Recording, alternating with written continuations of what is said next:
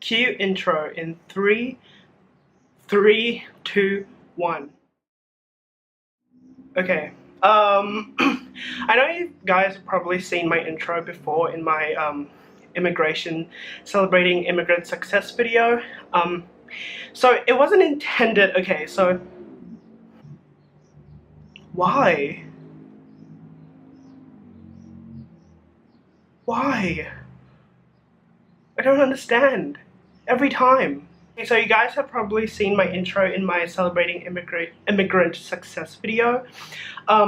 It wasn't supposed to be on that video. It was a bit of a last-minute post-production decision, but this is the video it was intended to debut on, so I'm gonna pretend like that is the way it is, and you're just gonna have to roll with it. So today I'm gonna be doing a how to stay motivated during exam period or exam season, because if you're in the northern hemisphere, exams are coming very soon. If you're taking A-levels or GCSEs or IGCSEs or IB or whatever major exam there is out there, that's at the end of the weird like September-May school year thing, which I wouldn't know because I've always studied in the southern hemisphere, or I've studied in a place that has the school year from January to November, like a normal person. A year is from January to December, not September to May. Okay, this is not the video for that. So as someone who has survived multiple exam seasons, starting from primary school all the way to post-secondary or sixth form or high school or whatever you want to call it, I have a few tips on staying motivated whilst revising / surviving the exam period. Now when I say exam period or exam season, I'm not talking about the time leading up to your exams, but rather the time in which you're having your exams.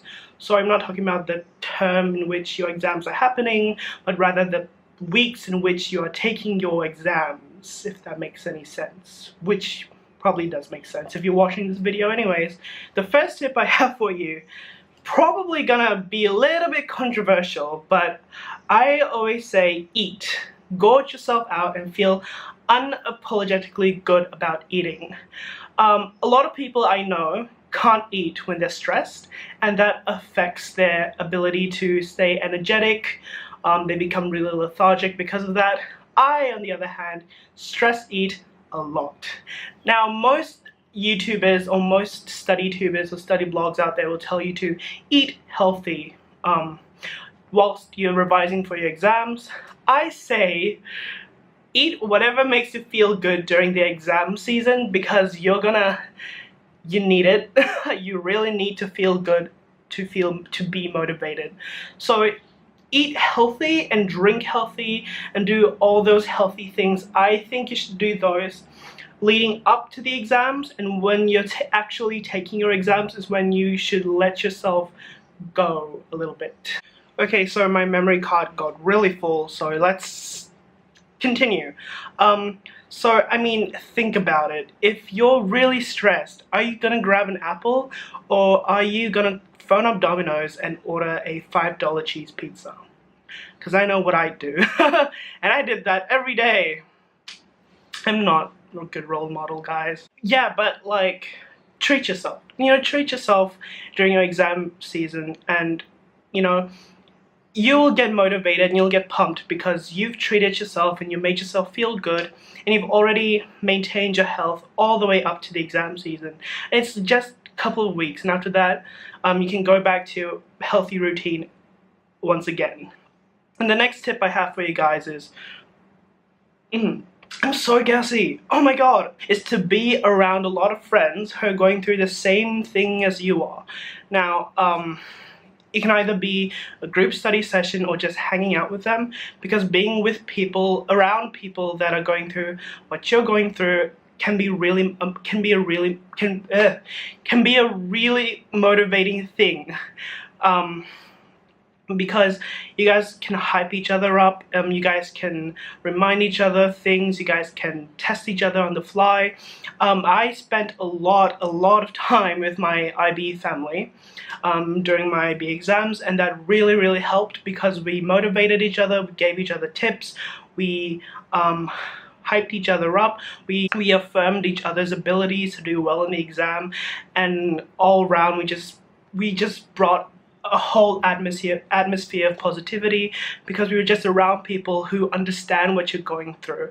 So during this time, spend as much time with your friends who are going through the same sort of exam system you are, taking the same papers as you are, because it's a really motivating thing. It really helps to lift your spirits. So yeah, don't isolate yourself. That's like the worst thing you can do. But you should give yourself breaks from your friends so that you can do some light revision, nothing too intense.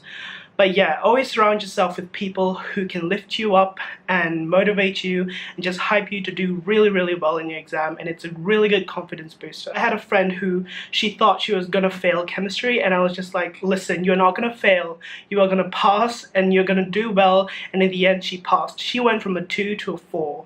So it's the power of positive thinking, people. Okay, the next tip is have your goal or vision for your exam results placed somewhere that is always visible to you. I did this twice, I think. I did this in middle school or lower secondary, whatever you want to call it, when I was sitting my middle school like leaving exams, so the exams you take at the end of year 9 in Malaysia. What I did was that next to me on my night table, I had a piece of paper with my dream results, which was straight A's, and in the end I got straight A's in the exam. So it's a really good motivator to wake up every day and look at something that is a reminder of your goal and what you want to achieve, to really push you to work hard. And I did that again for IB. I did it on my phone. So on my phone lock screen, I'd have my dream IB result, which is like an IB 45, perfect 7s and everything, A's in TOC and EE. I didn't get that result, but it pushed me to try to work hard to get something close to it, and I ended up getting 42. And don't do this just during the exam season. Why? What are you trying to prove? What are you trying to compensate for? Don't do this just during the exam season. Do this throughout the year as well, so that it really pushes you to really motivates you to revise and work hard, and it's a really great confidence booster once you're nearing the exam. The next tip I have for you is find an environment that is conducive to your revision or learning, and go there as much as possible. For me, the two places that I could really concentrate well were my study room and the university library. Like, I'd always go there as often as possible because it really, I don't know, it was just something about the atmosphere that really pushes me to work hard and just revise. It really gets my head in the game. It's a really good confidence booster, and it's a really good motivator to be in an environment that you associate with learning and revising. I don't know the psychology behind it, but yeah, it's just like being in a place that sort of has that academic or like scholastic kind of feel. It's really a good confidence booster. Again, wow, I used the word confidence booster and motivate a lot throughout this video. I apologize for that. Or do I apologize for that? I don't know, it's my video. Yeah, try and go there as much as possible. Go to whatever your happy place is for revising. It's all about atmosphere here. It's all about having the right atmosphere, like what I said before, with hanging out with as many friends who are going through the same experience as you. It's all about just producing that conducive atmosphere that motivates you and boosts your confidence. The next tip I have for you is to go and see your teachers as much as possible, because your teachers are there to help you. If they don't help you, they're not doing their jobs. Okay? Okay. Go to them when you have a question or you're unsure about something. Go to them if you want them to look through a practice essay, if you want them to look at a past year question that's really confusing. I used to go to my maths teacher like all the time with a question that I just did not understand, and she'd explain it to us. She'd used her class time to just practice past questions to go through like really difficult ones with us. We always had a Thursday lunch session with my English teacher to just discuss skills and essay skills and stuff like that, and how to tackle questions, how to plan essays. I'd always make an appointment to see my teachers whenever I have a problem with something. But I didn't see all my teachers because not all of them are that helpful, gonna be honest with you. So it can be difficult when you're sort of in that position with the teacher is not that brilliant or not that good. But again, they do know they do know a little bit more than you do, so it's good to ask them. I wish I did, even though I didn't find them that helpful. They did know a little bit more than me, so just talk to your teachers as much as possible during the exam session. And you're not going to have any classes anyways, because you're just going to go to school purely to take your exam. So once you're done with an exam, just go and see your teacher. Okay, the next tip I have is don't do any like really intense revision, because you should be quite familiar with content by now, and intense revision could really wear you out. So at this point, you just want to look through a bunch of past year questions, a bunch of essays you've written. Don't do any work, just consolidate the things you have done. So look through a bunch of maths questions you've done before and redo them, or look through a bunch of essays you've written before and try to like figure out what you did wrong, what you did right, and just like take notes. Look through a bunch of like examiners' reports to see what you should be doing. Look at a bunch of mark schemes to see what examiners are really looking for. What I did for English, I opened like a mark scheme for English, and I looked through all the things the examiners are looking for in their commentaries and their essays, and I just like record them down, like, okay, make sure I do this, I do that, I link it to this, I discuss themes, and I discuss this, and I make sure my analysis is like this and that. So really make use of all the resources out there involving exams and past questions and stuff like that, and just read through them. Another thing you can do is just go through your textbooks, because usually at the end of a chapter you'll have like a checklist kind of thing. I know that my chemistry study guide had one of those, and they were really helpful. It's just to help guide me through what I know and what I don't know. So every time I've read something that I already know, or I know this topic really well, I tick it off, and if I don't know this really well, I go back to that section in the study guide or the textbook, and then I'll reread it and make sure I understand it, and once I understand it, I'll tick it off the checklist. So it's all about consolidating and like, yeah, just consolidating. Don't do any intense revision, like teaching yourself new syllabus or new content, because at that point, if you don't know it, you don't know it.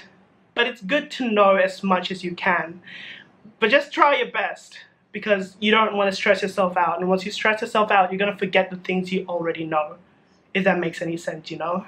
My last tip is whenever possible, allow yourself to procrastinate. So during my exam season, during my IB exam season, I didn't study as much as I did leading up to that. I study 1 or 2 hours a day. I just read a bunch of past year questions that I've done before, or I'll read a bunch of past essays that I've written before. And then when I'm done with that, I just like go on Netflix and watch Jane the Virgin. But a good thing about that is that it prepared me for my Spanish exam. So watching a lot of Jane the Virgin really improved my Spanish. So try and procrastinate productively. Productive procrastination. Yeah, it was a thing during my time during IB. Yeah, but productive procrastination can be really good. Like, okay, so you're done studying for the day and you just want to go and crash course or something to like check out chemistry maybe or whatever. Or you want to just, I don't know, read a book that's sort of related to what you're studying or what you're doing or the exam you're doing. I don't know. Like, productive procrastination is anything that's sort of not related to your studies or your exams, but sort of are in a way. I'm sure you understand. I'm sure you'll understand what I'm trying to say. But yeah, whenever possible, just procrastinate and do whatever you want. Try and procrastinate productively. So do something that actually contributes to your exams instead of something that just like doesn't really. But at the same time, don't force yourself to. So I'm just contradicting myself in this point. Because I'm organized like that. I don't really have many friends. Okay, so that's about it for this video. Hopefully you find it helpful. I don't think you did, but I think it was pretty good advice. I don't know. What do you think? But yeah, like and subscribe if you want to see more, and I'll see you guys later. Cue the outro.